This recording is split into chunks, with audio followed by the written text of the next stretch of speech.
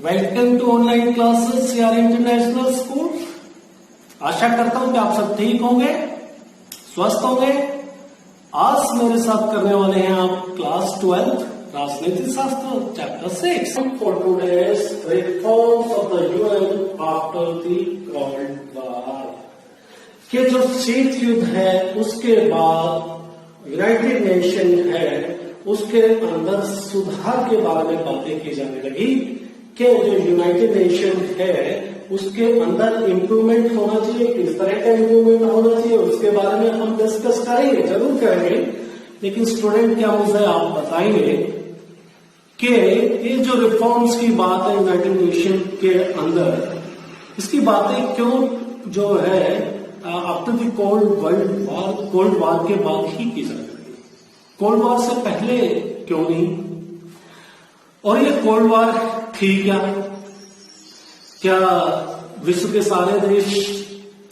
ठंडे पानी में लड़ाई लड़ रहे थे, या फिर किसी नदी के अंदर था, या फिर सर्दियों में लड़ाई लड़ी गई? तो actually what was the cold war? Cold war था क्या और कौन से देशों के बीच में थी, कौन कौन से गुट थे? तो इसके बारे में आप जानते हैं एक्चुअली क्या है ये कोल्ड वॉर। फिर भी एक छोटा सा मैं रेफरेंस लेके जरूर चलूंगा ताकि एक बार आपको रिवाइज हो जाए उसका। तो जैसा कि हम बेटा जानते हैं कि जो world war, second world war कब खत्म हो गई थी? The end of the second world war was in 1945 और 1945 के अंदर युद्ध खत्म होने के साथ ही दो ताकतवर देश इस विश्व में उभरे। फर्स्ट में यूनाइटेड स्टेट ऑफ अमेरिका की बात करें और इसी के साथ में सोवियत रूस, जो आज के दिन रूस है, इसका विघटन हो गया। तो उसी बारे में है कि कोल्ड वॉर के बाद में जो रिफॉर्म्स की बात की जाने लगी, तो इन दोनों देशों के बीच में, या कहिए कि पूरा विश्व छोड़ के कुछ देशों को पूरा विश्व जो है दो गुटों में बट गया। एक यूनाइटेड स्टेट ऑफ अमेरिका के साथ में चले गए और कुछ देश जो कम्युनिस्ट आइडियोलॉजी को फॉलो करते थे वो सोवियत रूस के साथ चले गए। मेरे ख्याल में आप जानते होंगे क्योंकि आपने कोल्ड इरा के बारे में भी, कोल्ड वॉर इरा के बारे में आप पढ़ चुके हो। तो एक्चुअली दोनों देशों की जो आइडियोलॉजी है, विचारधारा है, वो अलग थी। United State of America liberalism को लेकर चलता है, जो बिजनेस के अंदर, ट्रेड के अंदर कोई मोनोपोली नहीं होनी चाहिए स्टेट की, और लिबर्टी देता है कि सभी लोग बिजनेस करें, जो जितना कमाए वो उसका, ठीक है ना। और इसी के अगेंस्ट में जो है सोवियत रूस की जो पॉलिसी थी, मैं बात कर रहा हूं 1945 की। तो सोवियत रूस का सोचना था कि जो इंडस्ट्रीज हैं या फिर जो भी एसेट है जो एक देश की सीमा के अंदर, उसके ऊपर स्टेट का हक होना चाहिए, ठीक है ना। तो ये एक जो कोल्ड वॉर है वो एक आइडियोलॉजी की भी बात थी। विचारधाराएं, जो यूनाइटेड स्टेट की विचारधारा अलग थी और सोवियत रूस की विचारधारा अलग थी। इसी के साथ में जो कोल्ड वॉर के अंदर प्रत्यक्ष रूप से, क्योंकि कोल्ड वॉर इसलिए कहा गया कि प्रत्यक्ष रूप से दोनों देश कभी आमने सामने नहीं लड़े, लेकिन विश्व में जो भी घटनाएं घटी, जो भी दो देशों के बीच में युद्ध जैसी परिस्थितियां बनी, दोनों देश का डायरेक्टली और इनडायरेक्टली रोल रहा। ये पैसे का फाइनेंस कर रहे थे, या फिर बात करो कि मैन एंड मेटीरियल भी भेज रहे थे, लोगों को, अपने सेना को भी भेज रहे थे, लेकिन छुप कर हथियार सप्लाई कर रहे थे और दोनों एक दूसरे के विरुद्ध में थे। और ये अपने आप में ये दिखाने की कोशिश थी कि विश्व के अंदर कौन बड़ा। यूनाइटेड स्टेट ऑफ अमेरिका बोलता था कि मैं बड़ा, और सोवियत रूस का कहना था कि मैं भी कम हूं। तो यही कोल्ड वॉर थी दोनों देशों के बीच में। और अंत में हम बहुत ज्यादा डिटेल्स में इसके बारे में नहीं जा रहे, हालांकि आप पढ़ चुके हो, इसलिए ज्यादा डिस्कशन की मैं महसूस नहीं करता, और कभी दोबारा कर लेंगे जैसे हम सिलेबस से। तो फिर 1991 89 से इनफैक्ट जो है सोवियत रूस का डिसइंटीग्रेशन होना शुरू हो जाता है, या कहिए कि सोवियत रूस अपने आप में बिखरने लग जाता है। और जो एक सोवियत रूस 14 राष्ट्रों को मिलाकर, इनफैक्ट रूस को मिलाकर 15 राष्ट्रों को मिलाकर एक काम कर रहा था, उसका विघटन हो जाता है और 14 जो देश है सोवियत रूस के से अलग हो जाते हैं, जो आपके ईस्ट यूरोप के पार्ट हैं आजकल, आज के दिन।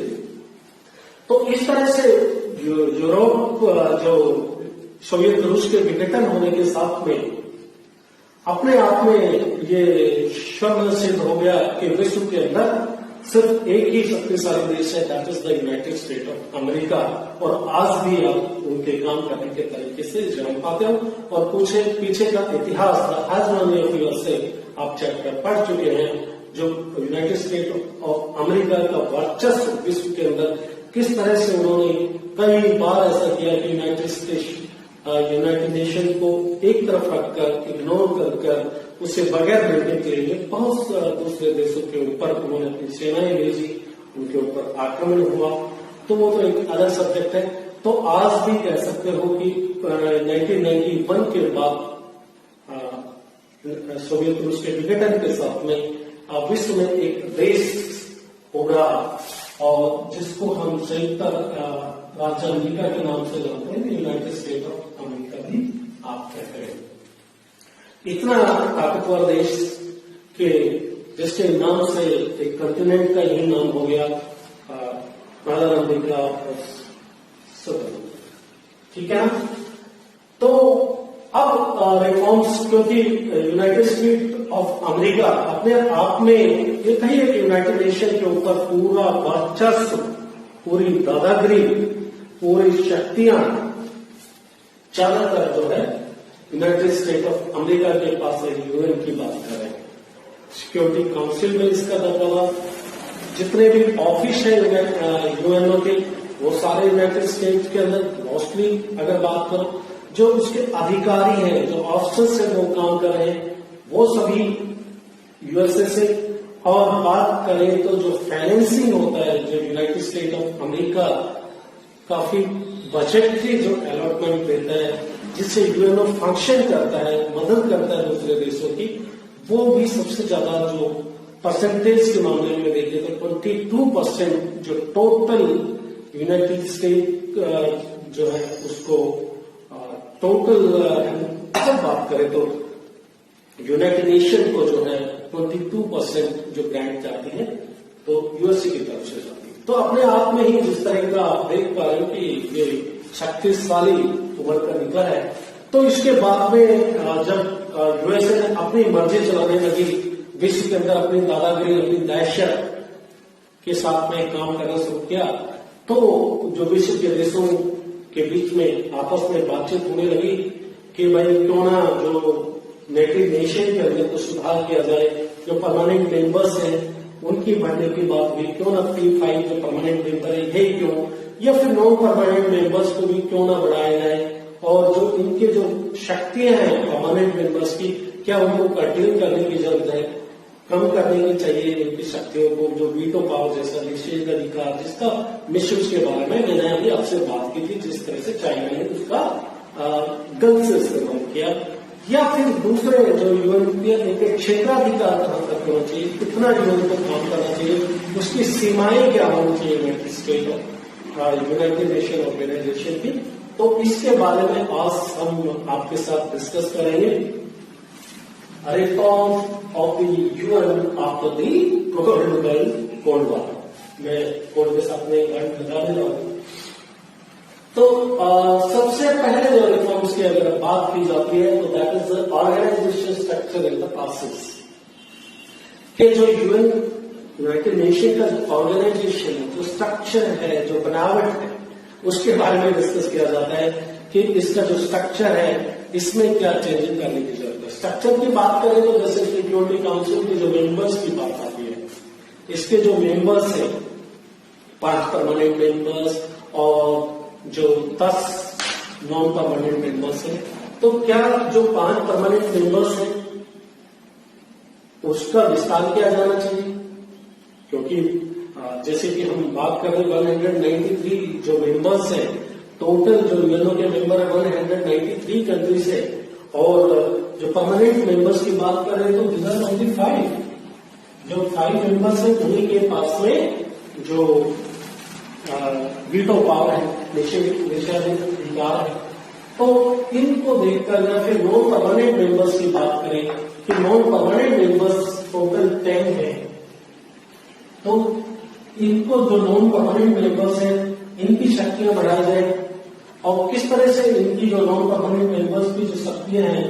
उनकी जो लिमिटेशन कैसे कहां तक रखी जाए, ठीक है ना। तो ये सब बातों के ऊपर चर्चा अक्सर होती रहती है, और ये भी बात होती है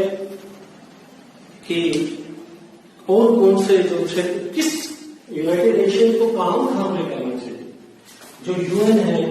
उसका मेन फंक्शन ऑब्जेक्टिव क्या होना चाहिए, कौन कौन से जो मैटर है जो उसके लिए मेन प्रायोरिटी रखते हैं, बजाय इसके कि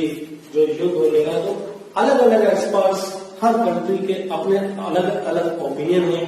या फिर सोचिए कि विश्व बटा हुआ है इसमें, और कुछ ऐसे कंट्रीज हैं जो यूनाइटेड स्टेट ऑफ अमेरिका के फेवर में बोलने वाले हैं, वो नहीं चाहते कि यूनाइटेड स्टेट ऑफ अमेरिका की जो पावर में शक्तियों में कमी की जाए, ऑब्वियसली उनको उनसे सपोर्ट मिलता है। और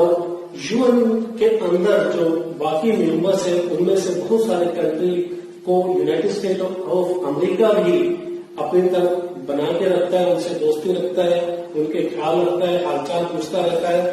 कारण यही है ताकि अगर ऐसी कोई सिचुएशन बनती भी है, पावर शक्ति जो P5 है, जो वीटो पावर है, तो उसके बारे में जो यूएन में अगर चर्चा होती है तो उसके बहुत सारे कंट्री ऐसे हो जो उसकी सपोर्ट में बोल सके। तो I hope you are getting points, समझ में आ रहा होगा। तो ऑर्गेनाइजेशन स्ट्रक्चर, यानी कि स्ट्रक्चर की जब हम बात करते हैं तो जो परमानेंट मेंबर्स का विस्तार होना चाहिए, क्योंकि अगर कंट्रीब्यूट वाइज में देखा जाए तो भी इसमें बराबर कंट्रीब्यूशन नहीं है, रिप्रेजेंटेशन नहीं है। जैसे बात करें हम अफ्रीका से, परमानेंट मेंबर्स में आज के दिन कोई नहीं है। अफ्रीका यहाँ पे एक बड़ा कंटिनेंट है तो वहां से कोई नहीं है। साथ ही बात करें साउथ अमेरिका से, तो साउथ अमेरिका से अभी कोई नहीं है, या फिर कैरिबियन कंट्रीज हैं वहां से रिप्रेजेंटेशन नहीं है, ठीक है ना, राइट, समझ पा रहे हैं। बीच बीच में पूछता रहूंगा तुम लोगों से, ठीक है ना। तो फिर एशिया की बात करें तो एशिया अपने आप में इतना बड़ा है, और वहां से चाइना का रिप्रेजेंटेशन है खाली। तो एशिया के जो कंट्री हैं वो बात करते हैं कि भाई एशिया से भी और रिप्रेजेंटेशन होना चाहिए, और इंडिया अपने आप में, भारत हमारा देश इसके लिए दावेदार है कि अगर यूएन का एक्सपेंशन होता है तो हम सबसे जो क्राइटेरिया रखा गया है, जिसके बारे में हम डिस्कस करेंगे कि हम सबसे सारे क्राइटेरिया को फुलफिल करते हैं, जो भी पैरामीटर्स हैं एक परमानेंट मेंबर्स बनने के लिए, जो बीच में इसके बारे में डिस्कशन हुआ था कोफी अन्नान के वक्त में, तो लेके आए थे कि वो जो इन कंडीशंस को पूरी करते हैं उनको हम यूएन के परमानेंट मेंबर्स के लिए विचार किया जा सकता है। तो उस क्राइटेरिया को इंडिया बोलता है कि हम पूरी तरह से पूरा करते हैं। तो ये तो बात हो गई ऑर्गेनाइजेशन के स्ट्रक्चर की बात करते हैं, प्रोसेस की बात करते हैं, और review of the issues that fall with in the jurisdiction के यूएन के जो क्षेत्राधिकार में है, जो मैटर जिसके ऊपर यूएन में चर्चा होती है, जिनके काम करते हैं यूनाइटेड नेशन, तो उसके बारे में भी क्या रिवाइज होना चाहिए, उसके क्षेत्राधिकार से रिलेटेड जो मैटर्स है उनको कुछ मैटर्स को ज्यादा इंपॉर्टेंस दी जानी चाहिए, कुछ को कम दी जानी चाहिए, या सबसे ज्यादा कौन से मैटर है जो फोकस में होने चाहिए यूनाइटेड नेशन को देखते हुए आज के हालात को। तो इसके ऊपर भी चर्चा कर लेते हैं। जैसे कि कुछ कंट्री हैं, जैसे बात करें यूनाइटेड स्टेट ऑफ अमेरिका या वेस्टर्न कंट्री, जब इसमें बात होती है, इसके रिव्यू का जुरिसडिक्शन की बात होती है, तो वो बात करते हैं कि भाई जो क्षेत्राधिकार के बारे में वो अपनी ताकत जो है उसको बनाए रखने के लिए वो बहुत ज्यादा फेवर में नहीं है, जिस तरह के जो परमानेंट मेंबर्स को जो पावर मिली हुई है वो उसमें किसी तरह के चेंजेस नहीं करना चाहते हैं। तो सेकंड पॉइंट होगा after the review of the issues that fall with in the jurisdiction, कि जो यूनाइटेड नेशन ऑर्गेनाइजेशन संयुक्त राष्ट्र संघ के जो क्षेत्राधिकार में जिस मैटर के ऊपर वो डिस्कस करते हैं या उनको निर्णय लेने का अधिकार है, या फिर जो उनके पास बजटरी एलोकेशन है, जो पैसा है उसको खर्च करते हैं, उसका जो क्षेत्राधिकार है किस किस विषय के ऊपर जो सिक्योरिटी काउंसिल है उसमें डिस्कस किया जाना चाहिए, या इसके मतलब टोटल पावर के बारे में आप बात करो कि इसकी शक्तियां हैं, इसके बारे में क्या विचार होना चाहिए। तो इस बात के लिए तो सभी एग्री है। ऑर्गेनाइजेशन का जो स्ट्रक्चर है उसमें चेंजेस आने चाहिए और इसके जो ज्यूरिसडिक्शन है उसको भी रिव्यू किया जाना चाहिए। लेकिन अगर बात करें कि प्रिसाइसली क्या किया जाना चाहिए और कैसे किया जाना चाहिए और कब किया जाना चाहिए, तो इसके बारे में किसी के पास में कोई ठोस कंक्लूजन आइडिया नहीं है किस तरह से काम करना चाहिए। और इसी के साथ में जो थर्ड पॉइंट है, जो रिफॉर्म्स के बारे में हम बात करें तो वो है functioning of the security council. जो सिक्योरिटी काउंसिल है जो फंक्शन करती है, या बात कीजिए कि आप सिक्योरिटी काउंसिल के क्षेत्राधिकार के बारे में बात कर लीजिए कि जो उसके पास में कौन कौन से मैटर होने चाहिए, तो इसके बारे में भी विभिन्न एक्सपर्ट अलग अलग देशों की राय, या फिर कह लीजिए कि जिसको अपने फेवर में लगता है कि भाई हर जो सिक्योरिटी काउंसिल के पास में इस तरह के जो डिसीजन होंगे इस पर अगर वो निर्णय लेते हैं या ये छोड़ दें, ये करना शुरू कर दें, यानी कि हर कोई अपने पॉइंट ऑफ व्यू से देखते अपने सेल्फ इंटरेस्ट को जो कंटेक्स्ट में रखते उसके संदर्भ में रहकर परिप्रेक्ष्य में रहकर बात करते हैं। तो फिर भी हमें डिस्कस करना होगा कि जो सिक्योरिटी काउंसिल में बात चर्चा होती है परमानेंट मेंबर से उनको इंक्रीज या फिर नॉन परमानेंट मेंबर्स हैं उनको बढ़ाया जाने की बात होती है, या फिर नॉन परमानेंट मेंबर्स का जो शक्तियां हैं उसके बारे में कि भाई उनको और शक्ति दी जानी चाहिए। नॉन परमानेंट मेंबर्स हैं उनको भी उतनी पावर जैसे वीटो पावर है उसी तरह, या फिर जब बात करते हैं कि 193 कंट्रीज जो है जो यूनाइटेड नेशन के मेंबर्स हैं, तो इतने सारे स्वतंत्र राष्ट्र इसके मेंबर्स हैं और हमारे पास सिर्फ 10 नॉन परमानेंट और 5 परमानेंट मेंबर्स हैं, तो क्यों नहीं इनकी जो संख्या है वो बढ़ाई जाए, विस्तार किया जाए। तो इसके अंदर भी जो परमानेंट मेंबर्स है वो नहीं चाहते कि जो P5 के अलावा भी कोई और आए, उनको लगता है कि जो हमारी शक्ति है उसके बराबर कोई शक्तिशाली ना बने, ठीक है ना। और 10 जो परमानेंट मेंबर्स है उसकी पावर को रिवाइज किया जाना चाहिए, ऐसी बातें चलती हैं। और सभी कंटिनेंट को रिप्रेजेंटेशन देना चाहिए, जैसे कि हमने पहले भी बात की कि जो अफ्रीकन कंटिनेंट है वहां से कोई मेंबर नहीं है, साउथ अमेरिका से कोई मेंबर्स नहीं है जो P5 के बात कर रहे हैं, या फिर एशिया के बारे में जैसे हमने डिस्कस किया कि एशिया अपने आप में इतना बड़ा कंटिनेंट है, तो क्यों ना यहाँ से भी मेंबरशिप और होनी चाहिए, राइट। इसी के बाद में जो बात करते हैं कि भाई जो यूएस है और तो जो वेस्टर्न कंट्री है, यूरोप की जो कंट्री है, उनकी अपना पॉइंट ऑफ व्यू है, वो अपने हक के लिए अपने सेल्फ इंटरेस्ट को लेकर बातें करते हैं। जैसा कि आप जानते होंगे कि जो यूनाइटेड नेशन ऑर्गेनाइजेशन है उसके अंदर जो बजटरी एलोकेशन का 20% मैंने पहले भी डिस्कस किया, सबसे ज्यादा जो पैसा है, आप सीधा बात करो तो फाइनेंस जो करता है यूनाइटेड स्टेट ऑफ अमेरिका करता है, ठीक है ना। भारत काफी पीछे 11-12 नंबर पे है जो पैसा यूनाइटेड नेशंस को दिया जाता है उसके काम करने के लिए, उसके ऑफिशियल स्टाफ के लिए, पूरे विश्व में डेवलपमेंट के लिए काम करता है। और कुछ कंट्रीज जो गरीब हैं उनको अलॉटमेंट ग्रांट देते हैं, लोन दिया जाता है, तो वो जो बजट है वो पैसा यूनाइटेड स्टेट ऑफ अमेरिका सबसे ज्यादा देता है। उसके बाद में दूसरे भी कंट्री है, जापान है, उसका भी कंट्रीब्यूशन काफी है, जर्मनी का कंट्रीब्यूशन है, चाइना का कंट्रीब्यूशन है, या फिर बात करें ब्रिटेन, यूनाइटेड किंगडम का कंट्रीब्यूशन है। तो अपने आप में जो कंट्री ऑलरेडी जो पैसे दे रहे हैं उसको, तो वो तो बात ये करेंगे ना भाई कि जो बाकी देश है उनका भी कंट्रीब्यूशन होना चाहिए बजटीय एलोकेशन में, वो भी अपना कंट्रीब्यूशन दे। तो ये सारे यूरोपियन कंट्री बात करते हैं। फिर कुछ एक्सपर्ट हैं या फिर कुछ कंट्री कह लीजिए, वो बात करते हैं कि भाई पीस और सिक्योरिटी के लिए यूनाइटेड नेशन ऑर्गेनाइजेशन को काम करना चाहिए। विश्व के अंदर बदलती जो कंटेम्परेरी वर्ल्ड, जो समकालीन परिस्थितियां हैं, जो आज का विश्व है, तो इसके हिसाब से जिस तरह की परिस्थितियां बनी हुई है, तो सिक्योरिटी के लिए, पीस के लिए, विश्व में शांति हो, उस तरह के काम के जो विस्तार किया जाना चाहिए। इसके पास में सिक्योरिटी काउंसिल के पास में ज्यादा पावर होनी चाहिए, इस मैटर के ऊपर उनको ज्यादा काम करना चाहिए। फिर इसी के साथ में डेवलपमेंट की बात होती है कि विकास सबसे इम्पोर्टेंट है। अगर किसी भी कंट्री में विकास होगा, उसकी सामाजिक परिस्थितियां, आर्थिक परिस्थितियां उभरेगी या डेवलप करेगा, तो अपने आप में जो दूसरी समस्याएं हैं वो वक्त के साथ साथ में ग्रेजुअली कम डाउन, ठीक है ना। तो कुछ कंट्रीज में अगर सारा बात करें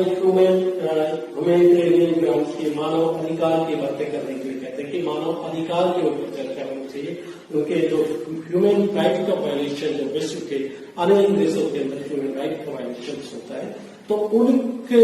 जो क्षेत्राधिकार है, जो सिक्योरिटी काउंसिल के जो कार्य है, उसमें इसको बढ़ाया जाना चाहिए। साथ में भी हेल्थ से रिलेटेड बात होती है, या फिर स्वास्थ्य, जैसे कि आप देख रहे हो WHO के जिस तरह से कोविड-19 में अपना रोक निभा रहा है, इसी के साथ में एनवायरमेंट से लेकर हमने बात की थी, ग्लोबल की बात हो रही थी, या फिर दूसरी जो बात करें कि सोशल जस्टिस, पॉपुलेशन कंट्रोल से रिलेटेड जो विश्व की जो सबसे भयावह समस्या नजर आ रही है, वो है कि जनसंख्या का जो विस्फोट हो रहा है, उसको कंट्रोल करने के लिए सिक्योरिटी काउंसिल काम करेगा। तो हम बात कर लेते हैं कि जो कोल्ड वर्ल्ड वार है, जो कोल्ड वार, शीत युद्ध खत्म होने के साथ ही विश्व के परिप्रेक्ष्य में अगर देखा जाए तो बहुत जो परिस्थितियां चेंज हुई, कौन कौन सी चेंजेस वो विश्व के दृष्टि पटल पर नजर आई, उनके बारे में चर्चा करते हैं कि कोल्ड वॉर के बाद में विश्व के अंदर क्या क्या चेंजेस आए। ऑब्वियसली जैसा कि आप जानते हैं मेरे बेटे, मेरे प्यारे स्टूडेंट, के इस पीरियड में कोल्ड वार, जो कोल्ड वार खत्म होने के साथ ही शीतकालीन जो युद्ध है उसके खत्म होते ही ये तो निश्चित है कि जो सोवियत रूस है उसका विघटन हो गया, उसके विघटन के साथ ही कोल्ड वार भी खत्म हुई थी। तो सोवियत रूस के 14 अन्य टुकड़े हो गए, या कहिए कि 14 जो देश अलग से बन गए, और वो ईस्टर्न यूरोप के हिस्सा है आज के दिन, ठीक है ना। जो यूरोप का जो पूर्वी क्षेत्र है वहां पर वो most of the countries existed there, ठीक है ना। तो पहला तो ये हुआ कि सोवियत रूस का विघटन हो गया, और सेकंड हो गया कि जो आपका यूएस है, यूनाइटेड स्टेट ऑफ अमेरिका है, वो विश्व में एक ताकतवर देश के रूप में उभरा। अभी तक बाइपोलरिटी थी विश्व के अंदर, दो ताकतें थी, और अब जो वर्ल्ड है जो यूनिपोलर वर्ल्ड हो गया, यानी कि पूरे विश्व में एक ही शक्ति है, United State of America, US कहिए, यूनाइटेड स्टेट ऑफ अमेरिका कहिए, या संयुक्त राष्ट्र अमेरिका कहिए। तो इसको लेकर भी आगे हम चैप्टर में चर्चा करेंगे कि जब विश्व में एक ही शक्ति हो जाती है तो यूएनओ के ऊपर इसके क्या प्रभाव पड़े होंगे। भाई एक ही आदमी की जब दादागिरी चले, एक ही देश की दादागिरी चलेगी, जैसे अभी आप डोनाल्ड ट्रंप के देखते हो, तो फिर किस तरह की वातावरण बनती है और उसका क्या प्रभाव रहता है, उसके बारे में चर्चा करेंगे। और इसी के बाद ही आप ये भी हकीकत है, जैसे ही जो सोवियत रूस का जो सक्सेसर है रसिया, सोवियत रूस के विघटन के साथ एक देश जो उभर कर निकला वो रसिया, यानी कि जो 14 कंट्री अलग होने के बाद में जो रसिया था उसके बारे में हम चर्चा कर रहे हैं। अब रशिया और यूनाइटेड स्टेट ऑफ अमेरिका की बात करें तो इनके जो संबंध है ना, जो उस पीरियड में थे 1945 से लेके 1991 तक, उसके बाद में काफी इनके संबंध सुधरे हैं, अच्छे दोस्ताना रिलेशनशिप हुए हैं और आज भी काफी नजदीक है, राइट। चाइना की बात करें तो चाइना अपने आप में एक वर्ल्ड के अंदर फास्टेस्ट ग्रोइंग इकोनॉमी के रूप में होता है, ठीक है ना। चाइना आप जैसा कि जानते हो, इंफॉर्मेशन टेक्नोलॉजी, इंडस्ट्रियलाइजेशन, चाइना ने अपना जो पहले वाला जो पॉलिसी था कि लिबरलाइजेशन को बेसिकली अगर कहें, हम कुछ शब्दों में अगर बयान करना चाहें तो लिबरलाइजेशन को चाइना ने बाद में अडॉप्ट कर लिया। कुछ सालों तक चाइना देश के दूसरे देशों के साथ में जुड़ा हुआ नहीं था, और जैसे ही चाइना ने लिबरलाइजेशन की पॉलिसी को पकड़ा तो वो रफ्तार पकड़ी चाइना ने, जो उनकी जो इकोनॉमी है एकदम फास्ट जो है, एकदम ऐसे लहराकर ऊपर की तरफ जा रही है, ठीक है ना। तो ये तरह चाइना के बारे में। और चाइना ही क्यों, इंडिया क्यों नहीं? इंडिया भी अपने आप में फास्ट ग्रोइंग कंट्री है, स्टेट है विश्व के अंदर। और चाइना इंडिया की क्यों बात करें, क्यों ना पूरा एशिया की हम बात करें, तो अपने आप में एशिया ही अनप्रेसिडेंटेड वे में, मतलब पहला ऐसा कभी नहीं हुआ जिस तरह से एशिया अभी डेवलप करता जा रहा है, राइट। तो फर्स्ट में अगर बात करें तो हम बात कर सकते हैं कि यूनाइटेड जो सोवियत रूस का विघटन हुआ शीतकालीन युद्ध के बाद में, उसके बाद में यूनाइटेड स्टेट ऑफ अमेरिका एक ताकतवर देश के रूप में उभरा। इसके बाद में चाइना फास्टेस्ट ग्रोइंग इकोनॉमी, और उसके बाद में इंडिया भी ग्रो कर रहा है इकोनॉमिकल पॉइंट ऑफ व्यू से, और साथ ही साथ पूरा एशिया भी अनप्रेसिडेंटेड वे में, अनप्रेसिडेंटेड वे के अंदर प्रोग्रेस कर रहा है। अब many new country has joined the UN. ये भी शीतकालीन युद्ध के बाद की बात है, जो कोल्ड वॉर के बाद में जितने भी जो यूनाइटेड स्टेट जो सोवियत रूस से जो विघटन होकर 14 अन्य देश जो बने, वो भी यूएनओ के मेंबर इसके बाद में बन गए, यूनाइटेड नेशन ऑर्गेनाइजेशन के। अब ये सब कुछ होने के साथ में अगर विश्व के परिदृश्य के ऊपर आप देखें तो बहुत कुछ बदला है 1991 के बाद, 1991 के बाद में विश्व के धरातल पर अगर आप देखें तो काफी चेंजेस आए हैं। जो समस्याएं पहले थी वो आज नहीं है, जो जिनका कभी हमने सोचा नहीं थी वो समस्याएं आज हमारे सामने, विश्व के सामने जो एक भयावह रूप लेकर खड़ी हुई। इन्हीं में से हम चर्चा करेंगे जेनोसाइड के बारे में। बहुत किसी भी पार्टिकुलर कंट्री की क्यों बात करें, बहुत लोगों को एक साथ मार दिया जाता है, एक साथ हत्याएं कर दी जाती है, तो ये हो गया। इसी के साथ में सिविल वॉर जैसी सिचुएशन है कई सारे कंट्री के अंदर, आपस में जो वहां पर एग्जाम्पल के लिए बात करें तो जो आज के दिन तो वो सिचुएशन नहीं है, लेकिन आप समझने के लिए जैसे श्रीलंका के अंदर जो स्थितियां बनी हुई थी सिविल वॉर जैसी थी, वहां पर जो अपने देश के तमिलनाडु स्टेट से जो गए हुए माइग्रेंट थे, ठीक है ना, एज अ लेबर गए थे, और वहां के जो तमिलियंस हैं और फिर वहां के जो दूसरे जो ग्रुप्स हैं उनके बीच में काफी जो सिविल वॉर जैसी सिचुएशन कई सालों तक, मतलब 20 साल तक 1988 एंड की बात करें या फिर उससे पहले इस तरह की सिचुएशन बनी हुई थी। एक युद्ध जैसी परिस्थिति इसी देश में। इतनी जो ग्रुप्स हैं, ग्रेशियन कम्युनिटीज हैं, एक अपने आप को दूसरे देश से सुपीरियर मानती है, इस तरह से इतनी जो वायलेंस की घटनाएं वैश्विक स्तर पर बढ़ी है, ठीक है ना। तो फिर इसी के साथ में एनवायरमेंटल से रिलेटेड बात कर सकते हो कि आप जो वातावरण के अंदर जो चेंजेस आए हैं विश्व के इधर 1991 के बाद, इनफैक्ट उसी ड्यूरेशन में एशिया के अंदर जो इंडस्ट्रियलाइजेशन का दौर चला, उससे पहले तो जो एशिया की जो कंट्री है उससे काफी पहले जो यूरोपियन कंट्री है, जो इंडस्ट्रियलाइजेशन वहां पर हो चुका था, ठीक है ना। और जैसे ही एशिया के अंदर ये इंडस्ट्रियलाइजेशन का दौर शुरू होता है तो अपने आप में ग्लोबल कह सकते हो वार्मिंग की जैसी सिचुएशन, ग्रीन हाउस गैसेज और एनवायरमेंटल पॉल्यूशन से रिलेटेड समस्याएं खड़े होने लगी। और फिर जो ऑलरेडी डेवलप्ड स्टेट है उन्होंने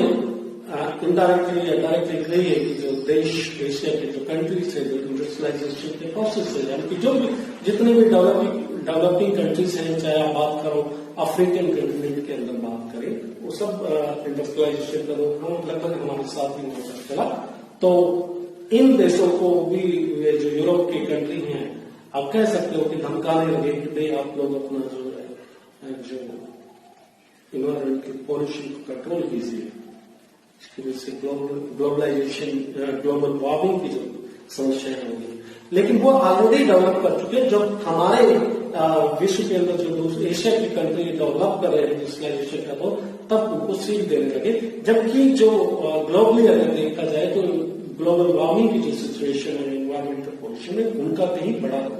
राइट। तो फिर इसी तरह से जो एपिडेमिक्स आप देख ही रहे हो आज के दिन की जो बीमारियां हैं, पैंडेमिक एक कंट्री से दूसरे कंट्री तक विश्व में बीमारियां, जो ऐसी बीमारियां बहुत उभर, इबोला वायरस की बात कर सकते हो या फिर आप स्वाइन फ्लू की बात कर सकते हो, इससे पहले जो आया, ठीक है ना, या फिर अभी आपके सामने कोविड-19, ठीक है। ये सारी जो समस्याएं इनको देख कर आप कर सकते हैं, बता सकते हैं कि जो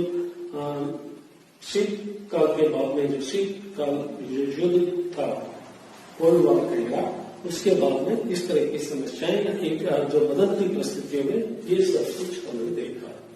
राइट। तो इसी के साथ में आज का अपना ये टॉपिक यहीं पर समाप्त करते हैं। फिर हम आपसे मुलाकात करेंगे एक नए टॉपिक के साथ। साथ ही मैं उम्मीद करता हूं, उम्मीद ही नहीं अभी तो पूरा विश्वास करता हूं कि आप सब मेहनत करेंगे और लगातार जितना जो काम किया जा रहा है उसके सारे असाइनमेंट्स आप अपनी नोटबुक में करेंगे, इनका रिवीजन करते रहेंगे। और अगर कहीं कुछ समझ में नहीं आता है तो आप हमसे व्हाट्सएप के जरिए, फोन कॉल के जरिए जुड़ेंगे और अपनी डाउट्स को क्लियर करेंगे। नमस्कार, फिर मुलाकात होगी नए टॉपिक के साथ। तब तक के लिए गुड बाय, स्टे होम।